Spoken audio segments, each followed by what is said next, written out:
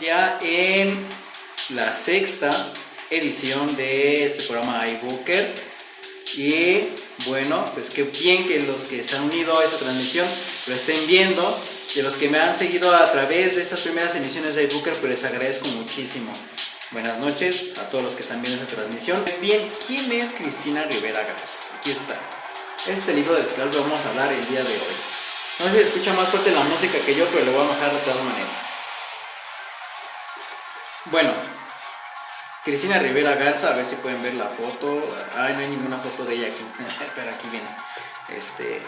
Bueno, pues es una escritora tamaulipeca, nació en Matamoros en 1960 y algo, no recuerdo bien ahorita la fecha, 1964, y bueno, pues es una de las escritoras mexicanas más importantes a nivel internacional, en parte porque pues ella da una clase de escritura creativa en la Universidad de California en San Diego, allá en Estados Unidos, y también está entre México y Estados Unidos dando clases, dando conferencias y también escribiendo.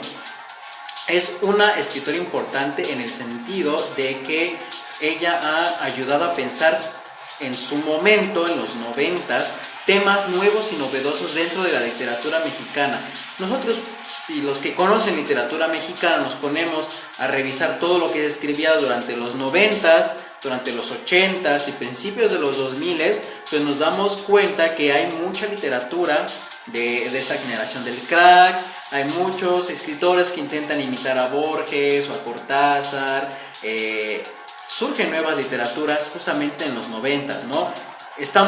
Imagínense, los 90s es un México en el que había constantes crisis económicas, la devaluación tremenda que tuvo el peso, el levantamiento del ejército zapatista ahí en Chiapas, la entrada del Tratado de Libre Comercio de América del Norte, en el cual participa México todavía, fue lo que suscitó un montón de cambios sociales y económicos aquí en México, que de cierta manera, no quiero decir que la literatura sea un espejo de la realidad, pero que propiciaron nuevas reflexiones en la literatura en esos momentos, porque pues ya se estaba entronizando totalmente en ese momento la literatura de la onda, que no vamos a hablar en iBooker por ahorita de la literatura de la onda, José Agustín, Parménides Saldaña, esos escritores que escribían acerca de la cultura popular, del rock, del pop, de esta cultura de jóvenes rebeldes que ellos participaron dentro de ese movimiento, y también otros escritores que pues escribían mucho más de la cultura popular, como Armando Ramírez, ¿no? Y también otros escritores importantes de ese momento, pues todavía estaba Paz, todavía vivían Elena Garro, Juan Rulfo todavía vivía en esos años. Entonces tenemos que Rivera Garza entra en esta nueva literatura, que sus temas, las formas ya son pues otra cosa, ¿no? Ya no son lo que se estaba haciendo anteriormente en la literatura mexicana de los 50s, de los 60s o los 70s, y ella entró como una onda pues más novedosa. Hay algo que les quiero contar de Cristina Rivera Garza. Ella una vez fue a mi facultad y yo estuve presente en una conferencia que ella dio en mi facultad y tuve la fortuna de ir. De hecho tengo una foto. Y también tuve la oportunidad de ir a la presentación de uno de sus libros, me tomé una foto con ella, me firmó un libro, y bueno, pues ya saben, esas cosas que hacen la gente fan, ¿no? Los groupies literarios. Pero yo tuve la oportunidad de escuchar lo que ella decía en esa conferencia, que me pareció súper cool, ¿no? De cómo decidió ella ser escritora. Ella estudió en la UAM, no recuerdo qué UAM estudió, pero estudió sociología en una UAM, y nos relataba ella que encontró un cartel que decía que la sociología iba a salvar el mundo, ¿no? Entonces ella pues súper emocionada dijo, wow, yo quiero ser parte de esa generación de los que salven el mundo, ¿no? Entonces su primera formación es como socióloga, y eso de cierta manera le imparte un cariz muy interesante a la literatura que ella escribe, y particularmente a esta novela de Cristina Rivera Garza, Nadie me verá llorar, que es muy interesante por lo que les voy a comentar también. Ella, para hacer esta novela, se echó un clavado en el Archivo General de la Nación y sacó documentos No es cierto, en el Archivo General de la Nación no, en un archivo de todos los institutos públicos de salud que había en ese momento aquí en la Ciudad de México. Ella se metió a esos archivos a buscar los archivos de la Castañeda. ¿Por qué se metió a esos lugares? Bueno, como ya les dije, ella estudió sociología y sus temas de interés, sus temas de tesis de sociología van enfocados en cómo durante el porfiriato se reguló la salud, la higiene, la prostitución como un tema de salud, y cómo durante el porfiriato se comenzaron a idear políticas que nosotros ahora ya las conocemos como biopolíticas, o medidas o políticas que buscan de cierta manera regular a las poblaciones, a las grandes masas de poblaciones. Obviamente esto es un tema de interés enorme en el porfiriato, cómo regular a las poblaciones, y entonces esto fue lo que le interesó a Rivera Garza cuando ella estaba estudiando sociología. ¿Qué políticas surgieron durante el porfiriato con respecto a la población? Específicamente con los temas de la higiene, de la salud, de la prostitución, que son temas que ella va descenebrando en sus primeras tesis, ¿no? Entonces ella, buscando en estos archivos de salud los documentos acerca de la Castañeda, se encontró con la historia de una de las pacientes, Matilde Burgos, y nos relata Cristina Rivera Garza que sintió como una especie de apropiación de la historia de Matilde Burgos, en el sentido de que mientras ella estaba leyendo aquel expediente, sintió la necesidad de contar su historia, de contar la historia de Matilde Burgos, cómo era vivir en la Castañeda en los tiempos del porfiriato. Obviamente hay muchísimas cosas lo que se nos narran aquí en la novela pues no sucedieron, sino que lo toma como pretexto esta Cristina Rivera Garza para posteriormente contar toda una historia en la que nos narra Cristina Rivera Garza sus descubrimientos acerca de cómo se pensaba la psicología, la higiene, la salud, pero también muchas otras cosas más durante el porfiriato. Y bueno, pues es que son muchísimos temas los que se pueden abarcar con esta novela, porque, o sea, véanla, no sé si alcanzan a ver, ahí enfócalo cámara por favor, pero tiene muchos, yo suelo doblar las hojas porque no tengo post-its, la precariedad me obliga a hacer eso, pero tiene muchas hojitas dobladas, y pues donde veo cosas interesantes, de ciertos temas que me interesan muchísimo. Y bueno, ¿qué podemos hablar? Primero, Cristina Rivera Garza, por su formación sociológica, como ya lo dije, tiene una enorme capacidad y un talento enorme para hacer investigación histórica. En esta novela, Cristina Rivera Garza se echó, pero un clavadote para investigar temas sobre la prostitución, la fotografía del México porfirista, el espacio, cómo estaba constituido el espacio, las ciudades, las geografías del en el porfiriato, en el siglo XIX. También investigó mucho sobre las protestas y las luchas sociales que se suscitaron durante el porfiriato. Investigó obviamente el archivo de Matilde Burgos, y también muy interesante, estudió cómo era la psiquiatría y la antropología y la medicina propiamente en los tiempos del porfiriato. Cómo estaban los médicos pensando la salud, cómo estaban los psiquiatras pensando las cuestiones de la mente, cómo estaban pensando las enfermedades, y esto es algo ya bien interesante. Todos estos enormes temas, pues hay que hacer como una disección, ¿no? O sea, hablando en el término médico, hay que hacer una disección de esos temas que hay aquí. Pero bien, quiero contarles un poco antes de comenzar con todo este barullo, qué onda con la historia. Yo la puedo comparar con Your Name, esta película japonesa que a todos nos encantó y que seguro muchos de ustedes han de haber llorado cuando terminaron de ver la película. Yo no, por supuesto, porque yo me aguanto. Pero, ¿en qué sentido?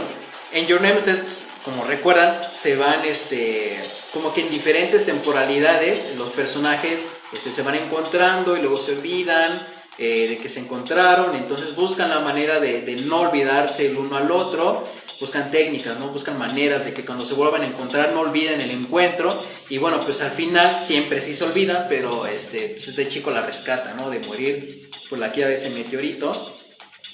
Y es algo más o menos lo mismo que pasa aquí con esta novela. Tenemos la historia de Matilde Burgos, esta chica que vivía en Jalapa como parte del campesinado. Su padre se dedicaba a cosechar y a sembrar la vainilla, y nos relata toda esta técnica que deben de seguir, tan especificada. Es algo tan artesanal, es algo tan cuidadoso que deben de hacer para cultivar la vainilla.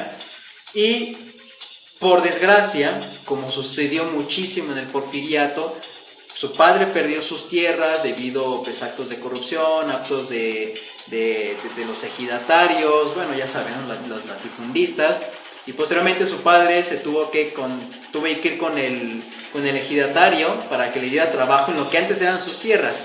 Entonces, pasan muchas cosas.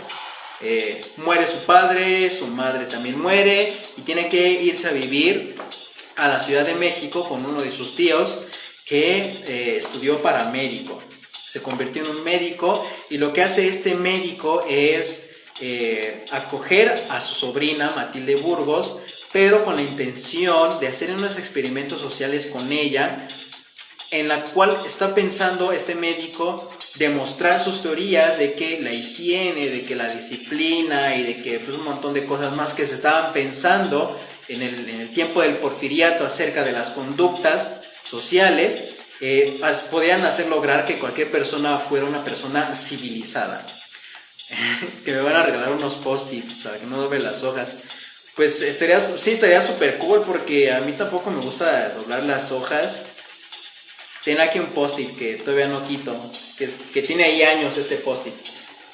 Pero bueno, continúo.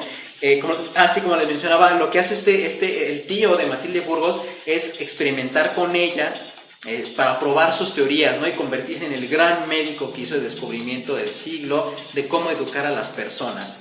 Porque, créanlo o no, a los campesinos en ese tiempo se les consideraba como seres incivilizados, se les consideraba casi como salvajes a las personas que no vivían dentro de la ciudad. Y esto también es algo es un tema social que se puede retomar ya desde Rosario Castellanos, ¿no? Que aunque ella lo hace ciertamente desde su matiz de privilegio de escritora en su momento, pero Rosario Castellanos ya nos muestra, ¿no? Todas las problemáticas que hay dentro de las poblaciones indígenas en Chiapas principalmente. Pero es algo que sigue Cristina Rivera Garza, ¿no? Agarra como que tantito de esa tradición de la literatura de denuncia social, que también es no muy antigua, pero ya tiene un rato ese tipo de literatura, y nos habla precisamente, ¿no? De cómo se pensaba en el Porfiriato que los indígenas, que las personas que vivían en las comunidades rurales eran prácticamente unos salvajes, no pertenecían a esto cosmopolita, citadino, no pertenecían parte de la civilización. Entonces lo que intentaba este tío, pues es decir, civilicé a mi sobrina, o sea, literal, civilicé a mi sobrina. Y bueno, pues hay otras cosas, ¿no? La historia también de Joaquín Buitrago. Joaquín Buitrago nos narra que Cristina Rivera Garza es un personaje ficticio.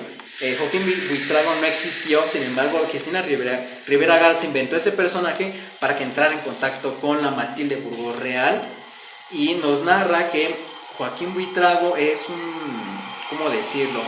Forma parte de la aristocracia del Porfiriato, sin embargo es como un chico rebelde, ¿no? En el sentido de que no quiere convertirse en un médico como su padre, en un abogado, sino que quiere seguir el camino del arte, ¿no? Quiere convertirse él en artista, precisamente en fotógrafo, y tiene un problema, ¿no? Que se convierte en morfinómano.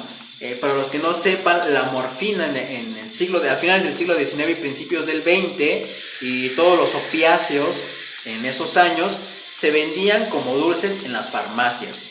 No estaban regulados como lo están hoy en estos días, y pues eso ocasionaba que hubo muchas personas pues que se inyectaban morfina y se les decía morfinómanos. Entonces pues, se convirtió en morfinómano Joaquín Buitrago por una serie de acontecimientos que tienen que ver con el amor, con corazón roto, desamores, desengaños y muchas cosas así. Y cómo comienza esta novela, cómo descubrimos, cómo vamos descubriendo que la vida de Joaquín Buitrago y también la vida de Matilde Burgos en un pasado se habían tocado, pero se habían olvidado ellos completamente de sí mismos. Por eso digo que esa novela se parece mucho a Your Name. No quiero adelantar nada, pero es que, o sea, me aterra la similitud que tiene esta novela con Your Name. Esta novela es de 1999, entonces no dudo que se haya traducido al japonés o al inglés y tal vez la hayan leído alguien de Japón, no sé. O sea, es como loco pensar eso, pero sí, precisamente sucede eso. Se nos va desentrañando poco a poco, ¿no? Esto en parte de la historia. ¿Y cómo comienza la historia? Pues Joaquín Buitrago, ya viejo, está en la Castañeda, el manicomio, y le toma la fotografía a Matilde Burgos y le pregunta a Joaquín Buitrago a Matilde Burgos que cómo termina uno convirtiéndose en un loco. Y le responde Matilde Burgos, ¿cómo termina siendo uno fotógrafo de locos? Entonces esta pregunta es lo que lo despierta de la conmoción en la que está Joaquín Buitrago, y toda la narración es intentar recordar en qué momentos él se encontró con esta Matilde Burgos, y también él charla, ¿no? Tiene unas charlas con el doctor Oligachea, que es otro de los personajes, y las charlas que tiene con este doctor son muy interesantes en el sentido de que va descubriendo, ¿no? cuáles fueron todas las vivencias que sufrió Matilde Burgos para terminar en la Castañeda, porque en esos momentos los locos, desde la psiquiatría se pensaba que tenían una especie de ¿cómo decirlo? Que su cerebro físicamente estaba dañado, ¿no? Ahora ya sabemos que hay factores ambientales que desencadenan las enfermedades, no únicamente mentales, sino también muchos tipos de enfermedades, pero obviamente eso no se pensaba durante el porfiriato, y esto es lo que como que va desentrañando Joaquín Buitrago, ¿no? Y eso es algo bien interesante. Hablando de la investigación, todos estos temas que ya les había remarcado, de la prostitución en el porfiriato, de la fotografía, México porfirista, la ciudad, los espacios, la geografía de la Ciudad de México a finales del siglo XIX y principios del XX, las protestas, las luchas sociales que hubo durante la última etapa del porfirismo, el archivo de Matilde Burgos, la psiquiatría, la medicina y la psicología de finales del siglo XIX. Esto ya es algo bien interesante. Todos estos temas que les estoy conformando están atravesados por lo que Cristina Rivera Garza aquí nos propone, que es el lenguaje. El lenguaje puede hacer volver la vida del pasado, o sea, puede hacernos volver a la vida el propio pasado, o sea, el pasado, lo que ocurrió, lo que ya está sepultado, puede volverlo a hacer a la vida. Y es algo que les quiero leer, honesto. Había 22 o 23 páginas manuscritas. Había preguntas y respuestas, escritas a mano y a máquina, en largas hojas desteñidas. Había sellos que todavía despedían un cierto color púrpura. Había resultados de laboratorio tapizados de números. Había un certificado de función. Alrededor del expediente de la mujer, muchos libros, otros documentos, más fotografías. Y mi deseo, su vida. Lo que yo quería era su vida. Quería que las palabras hicieran lo único que no pueden hacer y lo único que vale la pena pedirles. Que la hicieran caminar otra vez por estas calles. Quería el marasmo de sus días, todas sus minucias. Y más adelante me es muy bonito lo que dice aquí Rivera Garza. Vuelvo a las fotografías y los expedientes de la Castañeda, a esas imágenes y esos textos que he visto una y otra vez, con la clase de intensidad subjetiva que produce el extraño reino del cómo sí.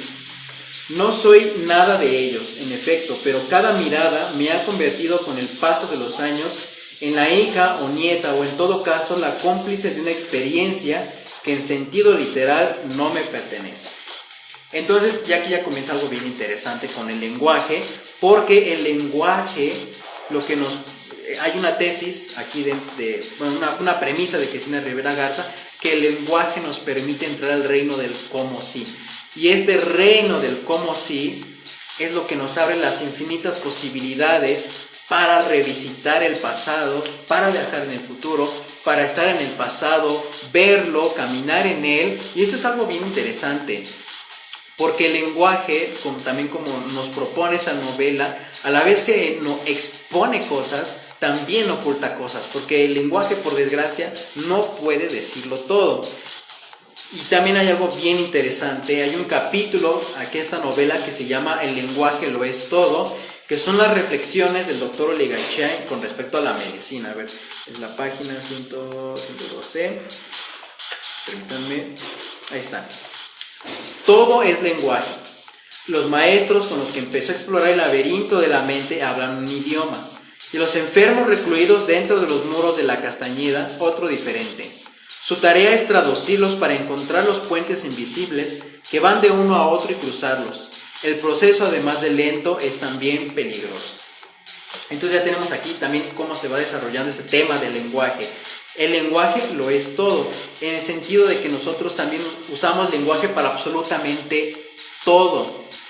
Y el lenguaje aquí sirve como un medio, como algo mediador por el cual nosotros estamos conociendo las cosas.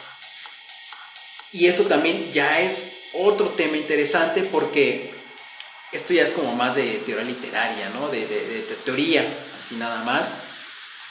¿Desde dónde se está enunciando ese lenguaje? ¿Cómo se está enunciando? ¿Qué nos está diciendo? ¿Y para qué? Entonces, estas cosas son ya interesantes. Y nos pone de relieve esto porque durante el tiempo del porfiriato, lo que nos propone Rivera Garza, quienes tenían voz dentro de la sociedad eran únicamente los médicos, los abogados, las personas de renombre.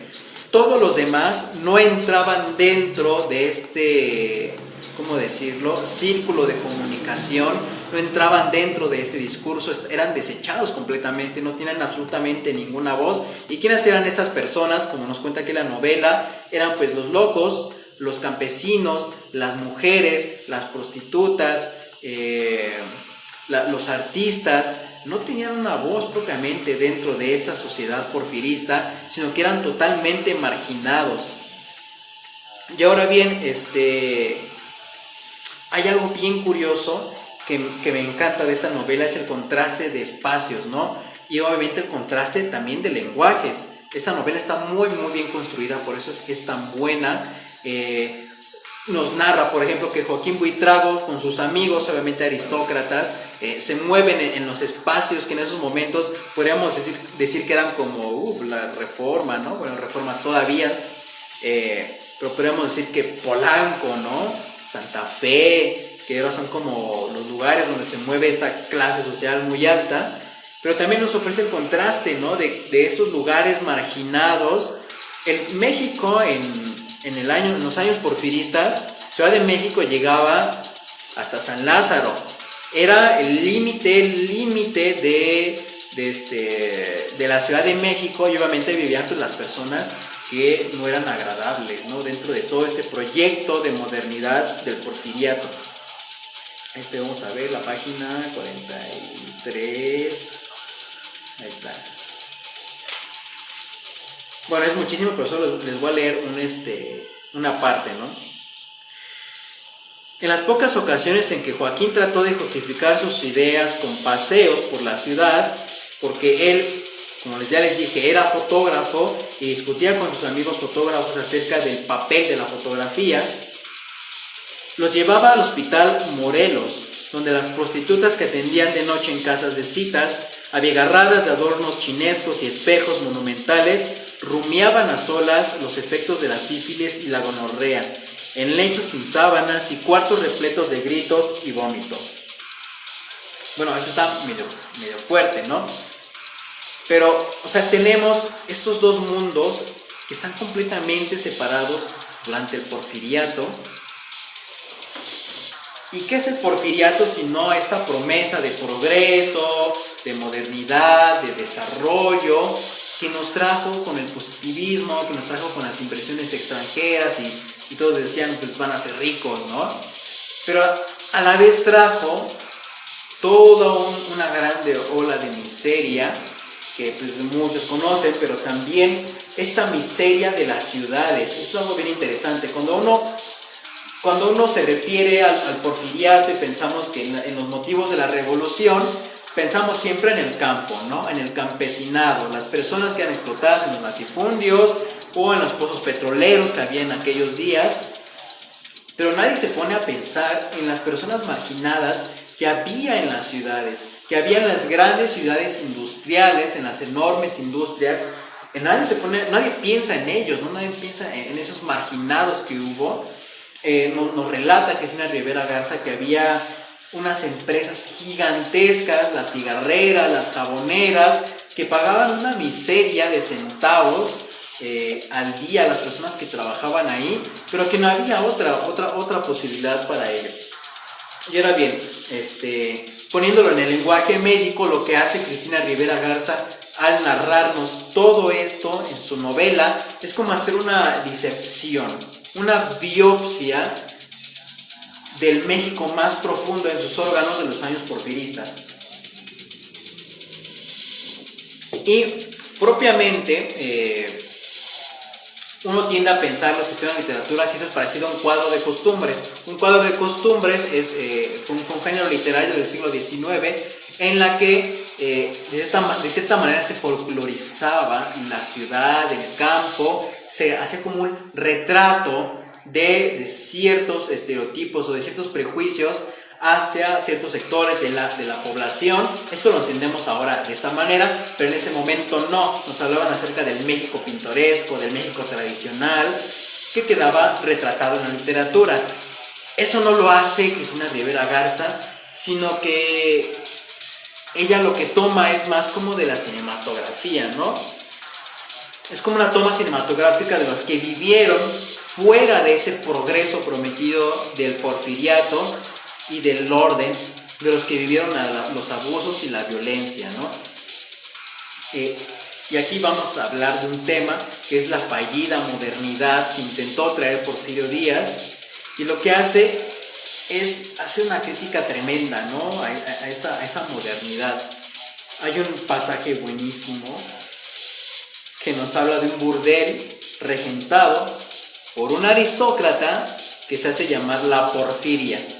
Y obviamente es una parodia, más bien es una sátira de Porfirio Díaz y de todo este entramado discursivo que se construyó alrededor de lo que significaba el progreso, el orden, la disciplina, la higiene y un montón de cosas más. Vamos a ver aquí, 37. Aquí nos habla acerca de la inauguración de la Castañeda. A pesar de los bombos y platillos con los que don Porfirio había inaugurado la institución, todos sabían que 10 años de descuido y una revolución de por medio habían transformado a la Castañeda en el bote de basura de los tiempos modernos y de todos los tiempos por venir. Aquí ya nos encontramos obviamente una crítica fuerte a la época de Porfirio Díaz y su proyecto de modernidad, pero también mucho más adelante, el bote de basura de los tiempos modernos y de los tiempos por venir. Pues obviamente Cristina Rivera Garza se refiere a que hay ciertos espacios, ciertos lugares que se constituyeron para las personas que no encajan dentro de los modelos que se han construido del buen ciudadano, del buen nacionalista, y obviamente esas instituciones y espacios por defecto son pues en esos momentos las cárceles. Y bueno, también nos habla del intento de civilizar para que todos los burgueses y aristócratas pudieran usar a los hombres como esclavos. Y esto ya es algo bien interesante. En los momentos del porfiriato, toda esta onda del orden, que del progreso, de disciplinar a las personas. El proyecto que tuvo el tío de Matilde Burgos de hacer de su sobrina una niña muy disciplinada, que pudiera trabajar, que no hablara, que no se quejara, tenía como finalidad que la clase burguesa y aristócrata de esos momentos pudieran utilizarlos a su antojo. Es decir, el ser humano durante el porfiriato, y bueno, no únicamente durante el porfiriato, sino que es algo que se extiende hasta nuestros días, el ser humano se convierte en una herramienta de trabajo. Es decir, se le deshumaniza de cierta manera, se le deshumaniza virtualmente para convertir en una herramienta de trabajo que puede ser usado por alguien más para, obviamente, generar riqueza. Vamos a ver, bueno, aquí yo en esta edición pues tengo varias cosas marcadas con ese tema.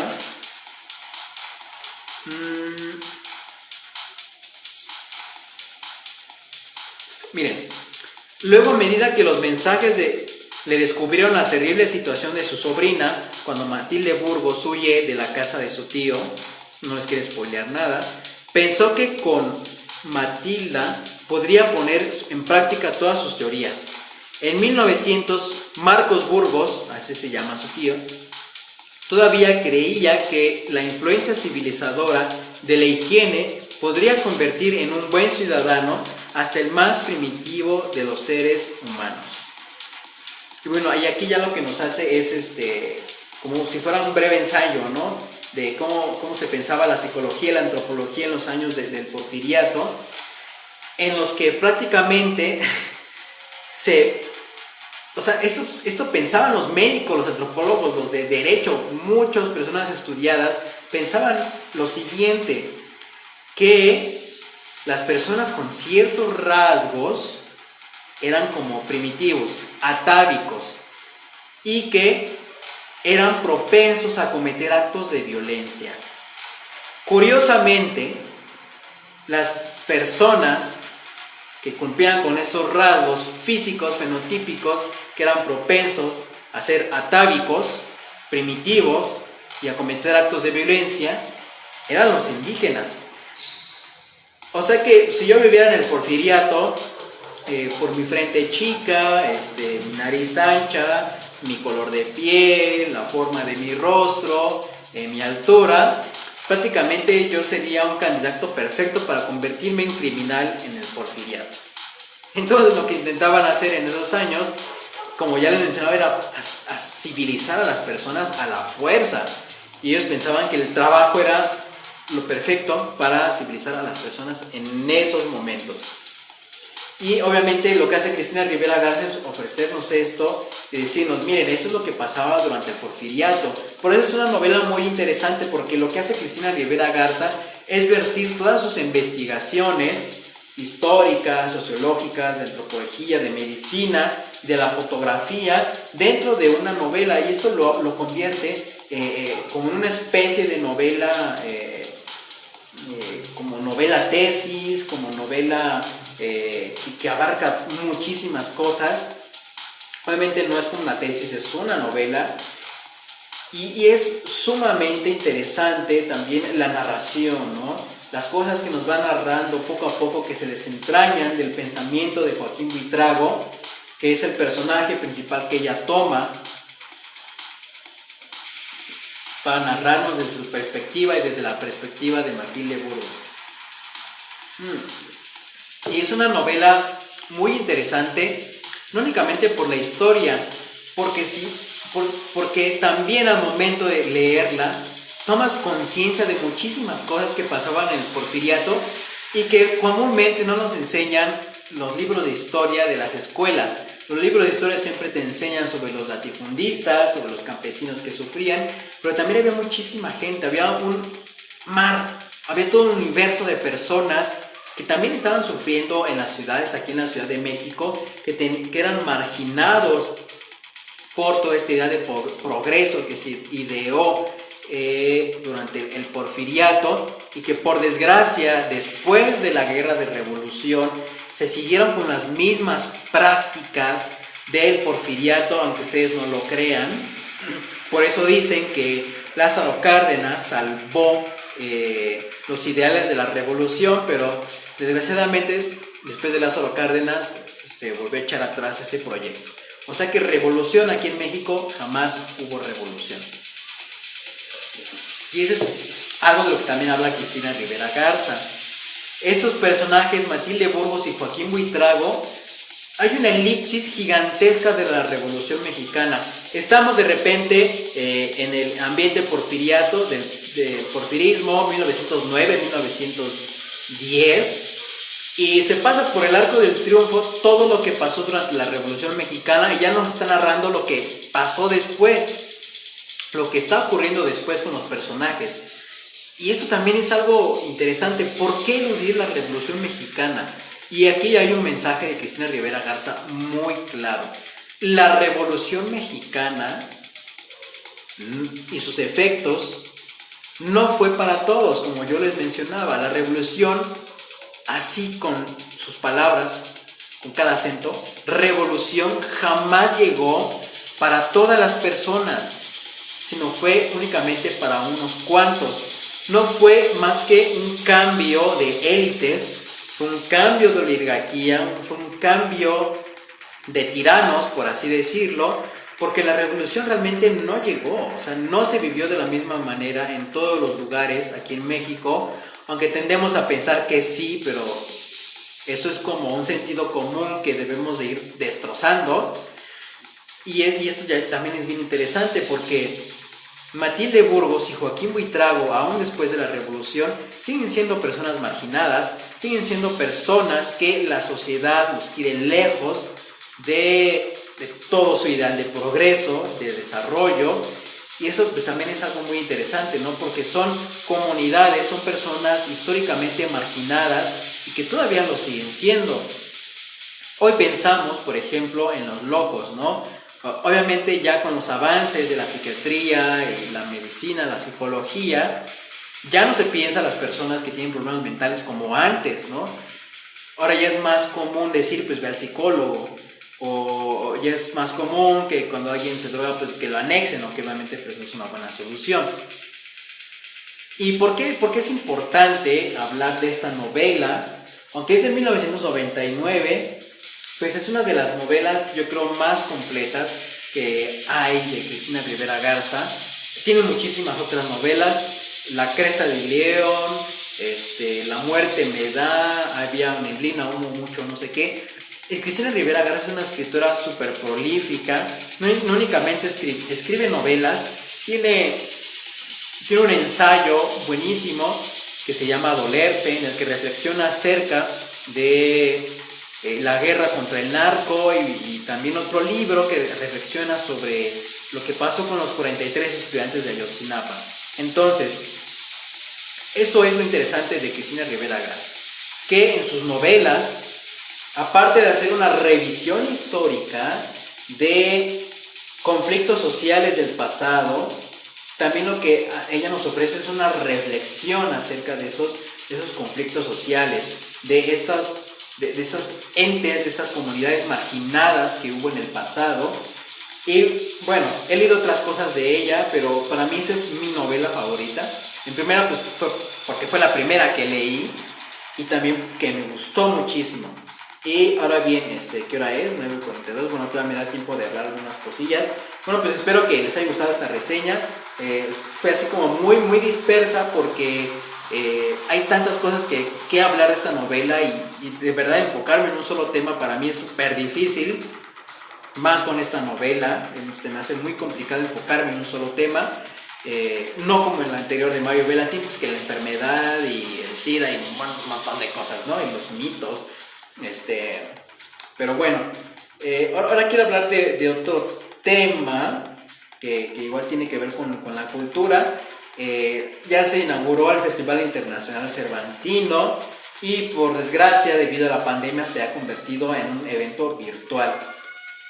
Y se tiene pues la mala noticia de que en modo virtual pues casi nadie ha visto el Cervantino, a pesar de que pues, parece que se están como esforzando para lograrlo. Y sin embargo hay personas que están contentas de que no se lleve a cabo el Cervantino, y esos son los propios habitantes de Guanajuato.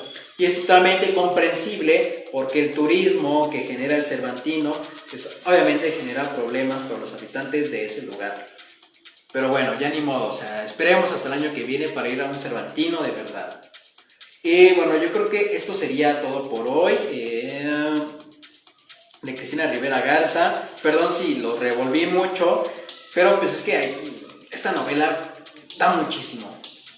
Literariamente nos ofrece una reflexión sobre el lenguaje. Y aquí, bueno, quiero cerrar con esto.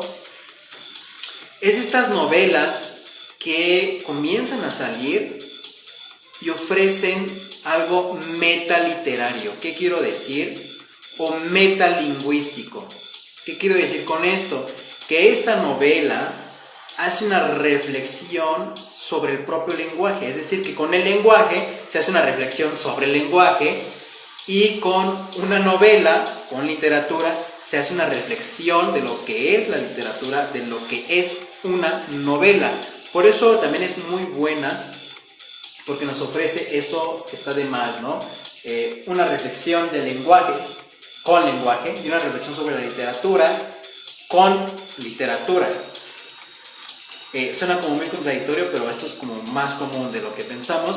Y eso es, en México prácticamente sería como una de las primeras novelas que hacen esto, en el 99, pero después vienen otras novelas de Cristina Rivera Garza. De hecho, ella tiene un estilo muy curioso. Ella utiliza los puntos, a veces utiliza oraciones muy cortas, o a veces utiliza los dos puntos e introduce otro tipo de oración muy corta. Y ella utiliza también un lenguaje muy poético. Es algo muy propio de ella. Tiene un estilo que cuando tú lo lees dices, es Cristina Rivera Garza. Es una de esas pocas escritoras y escritores mexicanos que se han forjado realmente un estilo a nivel de lenguaje, a nivel literario. Eso es algo muy relevante, porque pues hay escritores que se han forjado un estilo, pero hablando de los temas, hablando de la forma, de la narración. Pero Cristina Rivera Garza realmente se ha formado un estilo lingüístico muy propio de ella, muy trabajado. Y si ustedes leen otras novelas de ella, La Cresta de León, por ejemplo, van a notar que es un lenguaje muy literario. Es decir, que no se presta de cierta manera a que lo estés leyendo en voz alta, a que lo estés como recitando. Es un lenguaje como que más elevado, por así decirlo. Y eso es también interesante de Cristina Rivera Garza, cosas que me gustan mucho de ella. Y digo, es una de las escritoras mexicanas más relevantes, porque es de estas escritoras que a la vez es académica. Y esto es como algo que ya había mencionado con Heriberto Yepes, pero supongamos que ella fue una de las primeras en ser escritora y a la vez académica. Alguien que escribe libros y alguien que a la vez estudia fenómenos literarios y hace reflexiones acerca de la literatura en México. Vale mucho la pena leer a Cristina Rivera Garza, y tengo muchísimas ganas de leer su nueva novela que se llama, no recuerdo bien cómo se llama, pero es algo sobre algodón, dice algodón en el título, y trata sobre uno de mis personajes literarios y políticos favoritos, que es José Revueltas. Es una novela sobre José Revueltas y yo estoy súper interesadísimo en leer esa novela, porque también nos habla acerca de los campos algodoneros que existen aquí en México. Y obviamente, si es algo sobre José Revueltas, nos va a hablar sobre injusticia social. Y este es otro tema muy interesante de Cristina Rivera Garza. Comparándolo con todos los demás escritores que hemos visto, ella no te muestra la violencia cruda, ella jamás haría eso, sino que te muestra las injusticias sociales y hace toda una especie de tesis, una revisión acerca de las injusticias, las luchas sociales con el pasado. Esto ya lo mencioné muchísimo. Por eso Cristina Rivera Garza es muy buena escribiendo y muy buena proponiendo reflexiones sobre el pasado. Y bueno, pues hasta aquí llegó iBooker y chao.